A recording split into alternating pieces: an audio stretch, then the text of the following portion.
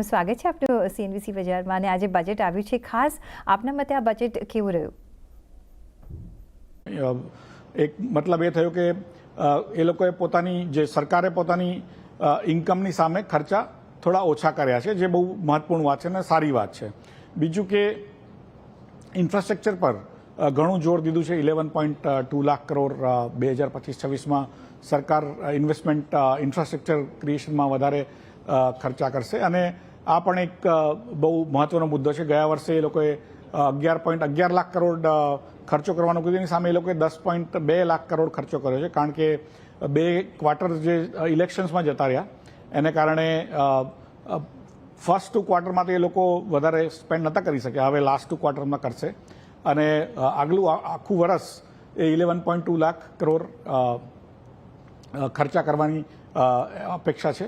અને ત્રીજું કે જે મધ્યમ વર્ગ છે એનો જે ટેક્સ બર્ડન છે એ ઓછું થયું છે.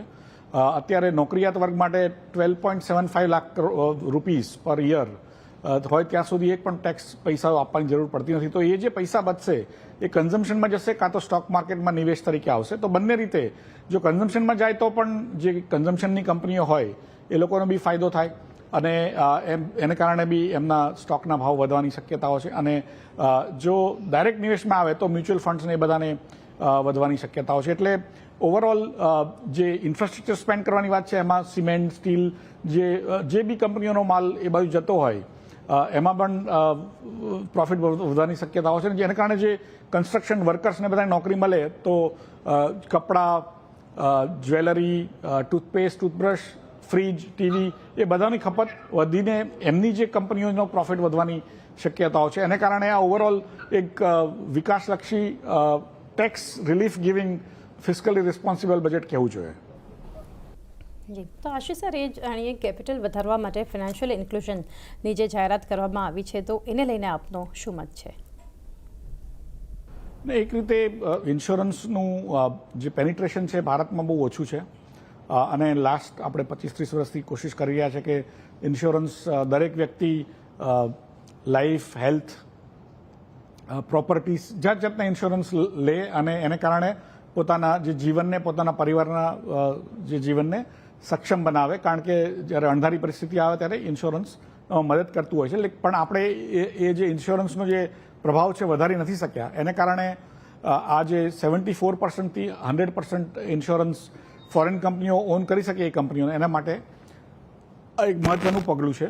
અને એમાં એક કેવિયાટ બી એમણે મૂકી છે કે જે બી ઇન્સ્યોરન્સ પ્રીમિયમ લેવામાં આવે એ ભારતમાં જ નિવેશ કરે, જેથી કેપિટલ ફ્લાઇટ ના હો અને જ્યારે એકચ્યુઅલી અણધારી પરિસ્થિતિ આવે તો આપણા જે નિવેશકોએ ઇન્સ્યોરન્સ ખરીદ્યું હોય એમને એમના પૈસા જે બી નક્કી કર્યા હોય એ પ્રમાણે મળી શકે. તો આ એક બહુ મહત્વની વાત છે. અને જે ઇન્ડિયન પોસ્ટ છે એ literally like railways, Indian railways, Indian post દરેક ગામે ગામે તમને મળશે અને દરેક કસ્બામાં તમને મળે છે. એને કારણે એની જે ઇન્ડિયન પોસ્ટને હવે પોસ્ટલ બેંકમાં બી કન્વર્ટ કરવામાં આવેલું છે અને એની જે ટેકનોલોજી અત્યારે વર્લ્ડ બેસ્ટ ગણાય છે.